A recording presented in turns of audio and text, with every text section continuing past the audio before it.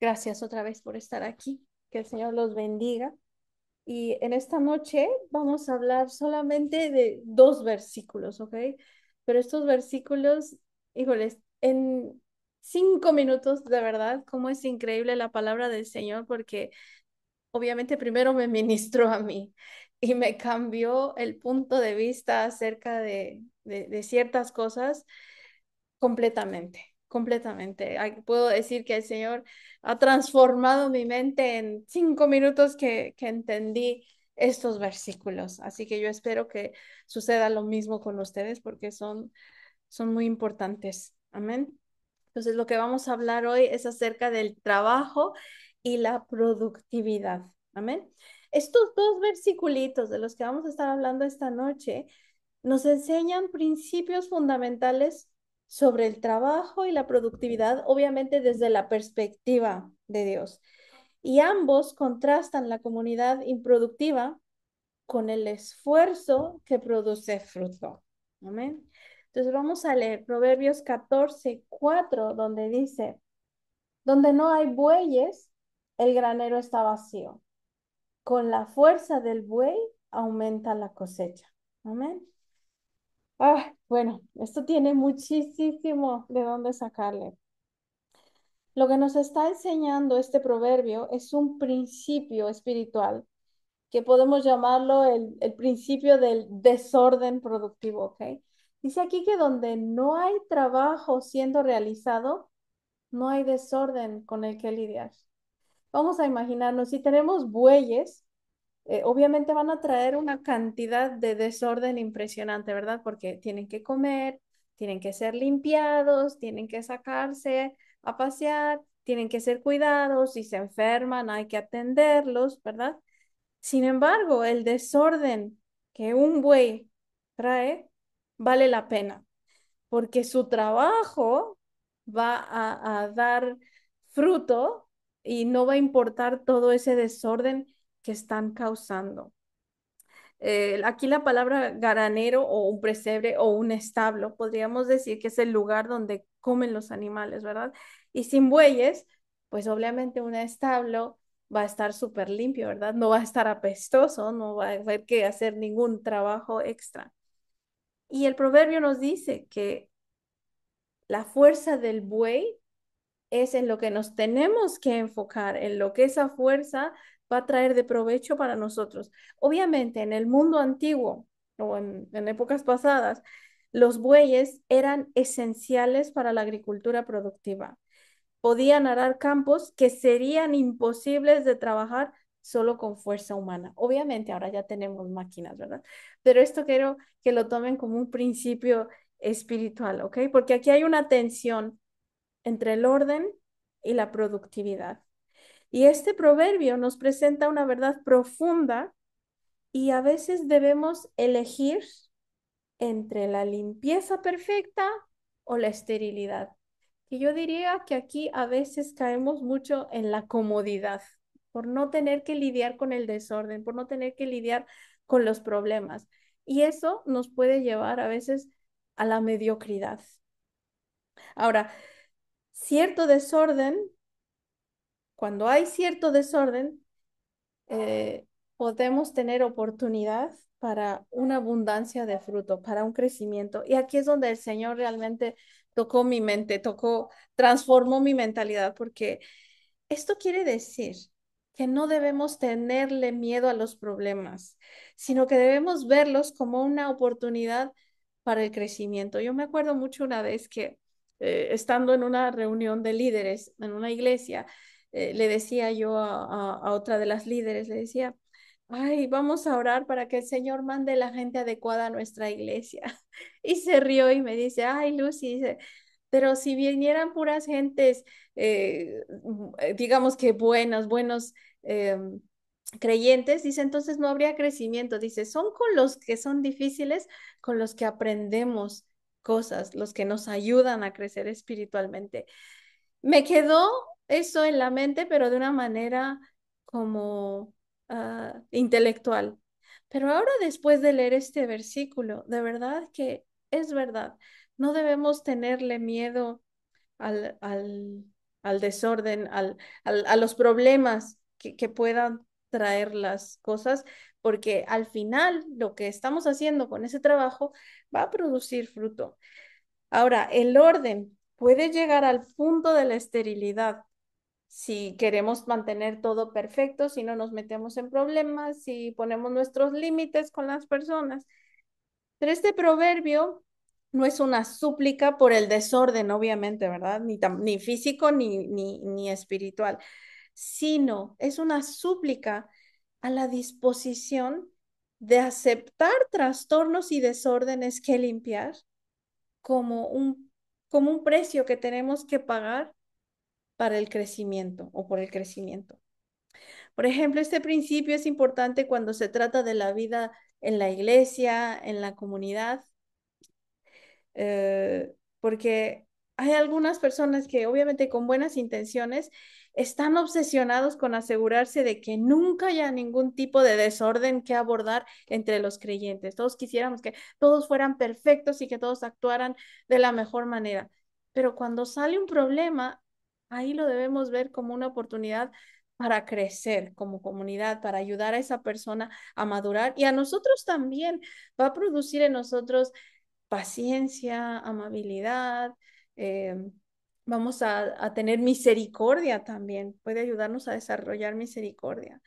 Y por eso es que podría haber un peligro al ser o al tratar de ser perfeccionistas, porque cuando todo debe estar perfectamente ordenado, pues eso significaría que quizá hay poca vida y el crecimiento espiritual puede ser desordenado. Esto es lo que quiero decir. Entonces, no hay que temerle a los problemas, no hay que temerle al desorden de alguna manera que pueda haber cuando nosotros estamos trabajando por el Señor. Si yo estoy haciendo una obra para el Señor, ya sea con mi familia, en mi trabajo, con mis amistades, donde sea, si yo sé que lo que estoy haciendo, lo estoy haciendo por agradarle a Dios y de repente sale algo que yo no me esperaba, sale un problema, no me debo preocupar ni ponerme triste, sino decir, ok, esta es una oportunidad para limpiar el establo porque aquí va a empezar a oler feíto, pero el Señor me ha dado fuerza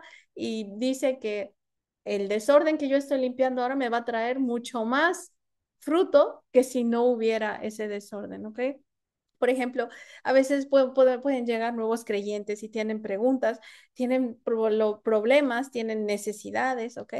O un discípulo genuino, obviamente va a requerir de paciencia con su proceso y ahí nosotros tenemos que trabajar y ayudar a limpiar esos desórdenes, ¿ok?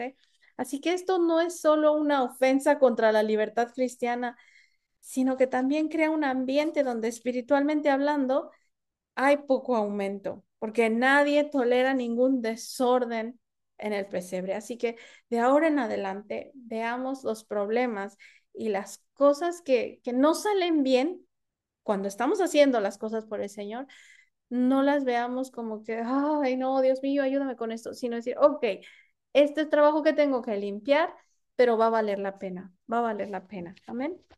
Por ejemplo, en nuestra familia. Pensemos en los niños pequeños, obviamente traen desorden, ¿verdad? Se portan mal, hay que cuidarlos, hay que limpiarlos. Cuando están comiendo, a veces tiran la comida, pero ¿qué traen? Traen vida a la familia, traen alegría, ¿ok? Entonces van a dar un fruto cuando nosotros ponemos un esfuerzo en ellos. Las relaciones reales obviamente incluyen conflictos que requieren resolución. Esas también hay que verlas como oportunidades para crecer. En nuestros trabajos, por ejemplo, podríamos decir que la innovación requiere de tolerancia al fracaso. A veces funciona, a veces no funciona. Y los proyectos ambiciosos a veces también pueden ser complicados. Lo importante es no darse por vencido y no sentirnos frustrados ni cansados por el trabajo extra que estemos haciendo, porque tarde o temprano este trabajo extra que estamos haciendo va a traer recompensa. Ahora, este proverbio tiene muchas aplicaciones para la vida personal, para la vida en comunidad, espiritual, obviamente, y bien podría estar inscrito en los libros de actas de los organismos religiosos. ¿Para qué? Pues para fomentar una perspectiva de agricultor, tener esa mentalidad de que, ok, tengo los bueyes, me van a causar un trabajo extra, pero sin ellos no va a haber cosecha. Sí, sin ellos no voy a producir un fruto que digamos que valga la pena. Amén. Así que yo espero que el Señor también haya tocado sus corazones y su mentalidad para que esta noche salgamos de aquí con una mentalidad que sea de no temerle a los problemas. Que si lo que estamos haciendo lo estamos haciendo por el Señor, sepamos que van a venir problemas, que van a venir cosas que no nos van a gustar, pero que eso va a ser una oportunidad para nosotros crecer, para nosotros poder aumentar esa cosecha. Amén. Que al final va a tener un fruto y es con lo que tiene que ver el siguiente versículo, que dice, el trabajo produce ganancia, pero el hablar mucho y no hacer nada empobrece. Amén. Este es un contraste entre la acción y la palabrería. Como principio, podemos decir que el trabajo duro siempre es recompensado, incluso si no hay una ganancia inmediata. Y esa recompensa siempre va a venir del Señor, ¿ok? La palabra aquí en hebreo que se usa para trabajo es la palabra labor. Y en hebreo es etzeb, que esta palabra implica no nada más un trabajo, sino implica esfuerzo, hasta incluso puede significar hacer un esfuerzo con dolor o con dificultad. Es decir, que no es un trabajo fácil, no es un trabajo cómodo. De hecho, por eso le dicen, está en labor de parto, ¿verdad? Porque está trabajando, pero es difícil, es duro y es doloroso, ¿ok? Y aquí la palabra fruto la podríamos traducir también como ganancia o provecho. Y es el resultado tangible de ese esfuerzo que vamos a hacer, ¿ok? Puede ser tanto material como un salario, una cosecha, puede ser espiritual, un crecimiento, que nuestro carácter sea más íntegro cada vez y obviamente relacional, donde crezca, aumente el respeto, la influencia, nuestra reputación, etcétera, ¿ok? Entonces, cualquier cosa que distrae el trabajo, y aquí en específica, aquí en este versículo está hablando específicamente de estar hablando y de no actuar, esto nos va a mantener alejados de las ganancias y al fin y al cabo nos va a llevar a la pobreza, tanto material como espiritual. Entonces, por ejemplo, hablar sin acción, ¿qué significa eso? Por ejemplo, podemos estar haciendo planes eternamente sin ejecutarlo, sin hacer absolutamente nada. Podemos estarnos quejando en lugar de estar pensando o de ver cómo podemos resolver las cosas y aplicar esas soluciones. También significa estar criticando el trabajo de otros sin contribuir. Entonces, si yo estoy viendo que hay un problema, ok, ¿cómo puedo contribuir yo a solucionar ese problema y empezar a accionarme? También podemos presumir de lo que haremos algún día, pero pues nunca se lleva a la práctica, ¿verdad? Ahora, aquí debe haber un equilibrio, ¿ok? Y el equilibrio bíblico es este. No significa que nunca debamos hablar o planear, ¿verdad? De hecho, planear es algo muy importante. La planificación para cualquier cosa siempre es sabia y es necesaria. La comunicación edificante es definitivamente vital para cualquier cosa que queramos hacer y el consejo de los sabios siempre, siempre va a tener valor, ¿ok? Pero, ¿qué significa?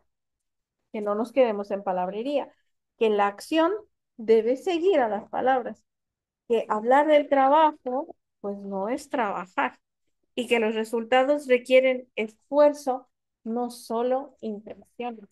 Amén. Por ejemplo, eso me recuerda a Santiago, eh, capítulo 2 los versículos 14 y 17 hacen eco a este principio, porque nos dice Santiago que la fe sin obras está muerta. Entonces nosotros podemos decir, ay, sí, yo creo en el Señor Jesús, es mi Señor, mi Salvador, y yo voy a la iglesia y oro, pero de ahí no pasa no se ven las obras que yo hago, ¿ok? Quizás sigo hablando mal de otras personas cuando voy al trabajo, no trato de hacer las cosas con excelencia, etcétera. También nos dice que las buenas intenciones no alimentan al hambriento, ¿verdad? Le podemos decir a nuestro hermano, ay, ve, ya le va, que te alimentes bien y que te vaya bien y cúbrete bien si tienes frío. Pero si yo no le doy al hermano algo con qué comer, algo que comer o algo con qué cubrirse, pues no estoy haciendo nada, estoy hablando nada más. También Santiago nos dice que el amor se demuestra en acción y no solo en palabras. Y esto lo podemos aplicar con cualquier persona, obviamente, a nuestro alrededor. Las palabras, más bien las acciones van a hablar siempre más que mil palabras. La primera carta a los Corintios 4:20 dice, porque el reino de Dios no consiste en palabras, sino en poder. Y Dios nos ha dado su Espíritu Santo para que nosotros podamos llevar a cabo esas palabras. Y las palabras que nosotros debemos tener siempre son las palabras del Señor, es decir, bueno, obviamente la palabra del Señor, lo que leemos en la Biblia. Amén. Las enseñanzas del Señor Jesús. Entonces, ¿cuáles son las aplicaciones prácticas que podemos hacer de este versículo? Por ejemplo, en el trabajo, podríamos tener menos reuniones improductivas y más acción. Muchas veces tenemos juntas de departamento, por ejemplo, en mi caso, y hablamos y hablamos y hablamos de cosas y salimos de ahí y terminamos sin hacer nada y sin realmente tener algo productivo. Eh, Deberíamos tener menos quejas y proponer más soluciones. Debemos tener menos excusas y más resultados. Y algo que en estas últimas semanas me ha pasado mucho es que en las noches, cada vez que me voy a dormir, me viene a la mente algo que yo hice por el Señor en ese día. Por ejemplo, digo, ay, Dios mío, hoy pude darle esta palabra a alguien, o ay, hoy pude estar con mis hermanos en el seminario, o hoy, ay, animé a alguien, o hoy tuve la oportunidad de hablarle algo del Señor a esta persona, o tuve la oportunidad de ayudar a fulanito, fulanita. Hay que estar un poquito más conscientes de lo que hacemos por el Señor todos los días y eso nos va a dar ánimo, les va a hacer que sentirse que, oh, sí, hoy tuve oportunidad, el Señor me dio una oportunidad y la utilicé para hacer algo por Él y hay que agradecerle por esas oportunidades. Por ejemplo, en el ministerio, obviamente, igual debemos criticar menos y debemos tratar de participar más. Y debería haber menos deberíamos y más hagamos. En nuestra vida personal, ¿cómo podríamos aplicar esto? Hay que tener cuidado con lo que prometemos y más bien poner atención en si lo cumplimos o no lo cumplimos. Debemos tener menos sueños que sean vagos realmente, sino con metas que podamos llevar a la acción, que sean metas reales, alcanzables, medibles, ¿ok?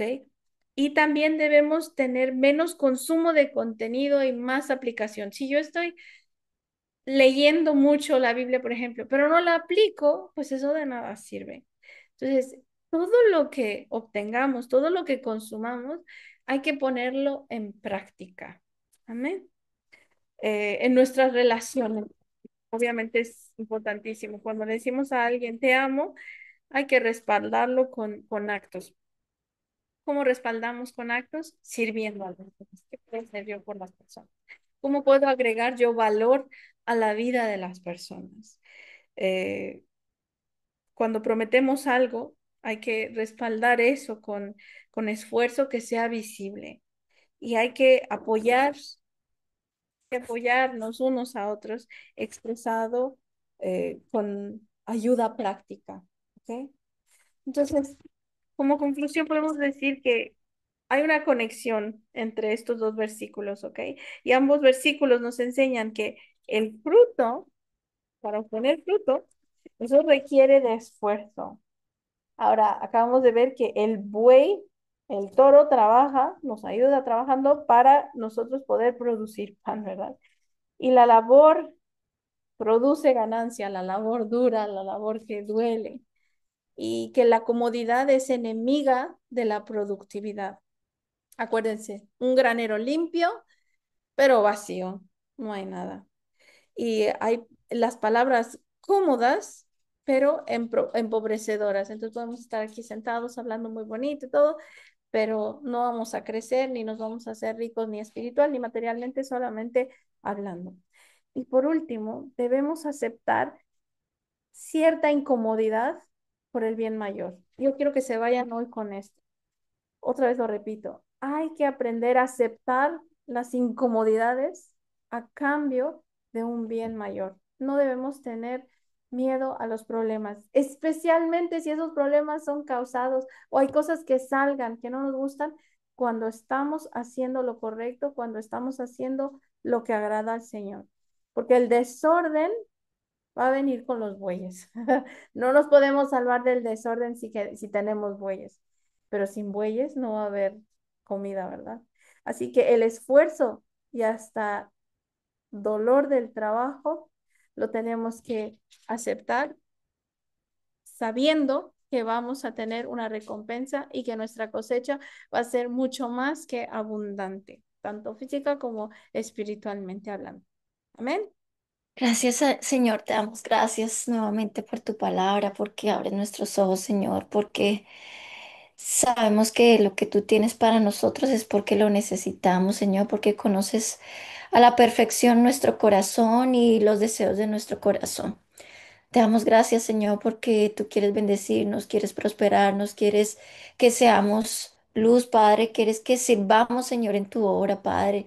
Y si estamos quietos, te damos gracias, Señor, porque esto nos anima, Señor, a hacer lo correcto, a movernos, Señor, a dar gracias, Señor, por los problemas, a dar gracias, Señor, por las dificultades, a dar gracias, Señor, por lo que nos incomoda en nuestra vida, en nuestro trabajo, en nuestro ministerio, Señor, en nuestra familia, Señor. Gracias por las imperfecciones, gracias por el dolor, incluso también gracias por la enfermedad, Señor, porque nos ayudas, nos haces fuertes, Señor, en las debilidades, en nuestras debilidades. Gracias, Señor Jesús, por estar presente en nuestras vidas, Señor, por iluminarnos, Señor, por ponernos en los lugares, Señor, en donde en donde podemos ser luz, Señor, y representantes tuyos, Señor. Yo te pido, Padre Santo, que, que nos ayudes cada día más, que nos sigas guiando, Señor, por este buen camino, que entendamos realmente, Señor, lo que significa seguirte a ti, Jesús. Que no es solamente beneficio para nosotros, sino es para servirte a ti, Señor, para alabarte a ti, Señor, para que muchos conozcan de quién eres realmente, Señor, que eres el único Dios, el que vino a salvarnos y a darnos vida y vida eterna, Señor, no solamente en esta tierra, Señor, sino en la eternidad. Te damos gracias, Señor, porque sabemos que tú estás usando, Señor, nuestros pies, nuestras manos, nuestras voces, nuestra boca, nuestra, el talento que nos has dado, Señor, para traer a tu reino, Señor, a las personas que no te conocen. Yo te pido nuevamente, Señor, por nuestras familias, para que tú, los que están apartados, Señor, te conozcan, que tú obres, Señor, en cada uno de ellos, Señor Jesucristo, y que lleguen a tus pies también, que puedan entender, Padre Santo, estos tesoros escondidos que hay en tu palabra, Señor, y que queremos que den frutos, Señor, cada día que salgamos, Señor, a batallar, a hacer el trabajo tuyo. Te damos gracias, Señor, y ponemos en tus manos, Señor, este día allá en Latinoamérica y esta noche, Señor, que se acaba aquí en Turquía. Bendito seas, Padre, porque todo lo que tú haces es perfecto, Señor, porque tú hablas para nosotros, porque haces señales increíbles, Señor, en el cielo también, y que estamos aquí, Señor, para hacerte caso a ti, Señor, y escuchar tu palabra realmente. Bendito sea, Señor, te adoramos, te bendecimos y te damos toda la gloria solamente a ti, Jesús, que nos hablas y que utilizas, Señora Lucía, para explicarnos, Señor, de una manera lúdica, que no podamos entenderlo, Señor, de una manera más fácil tu palabra. La bendecimos y bendecimos su familia, Señor Padre Santo, que aprenda todo, Señor, de toda tu palabra, Señor, y que sea luz para las naciones y para los niños que no conocen de tu palabra. Bendecimos esta noche y ese día en el nombre de Cristo Jesús. Amén y amén.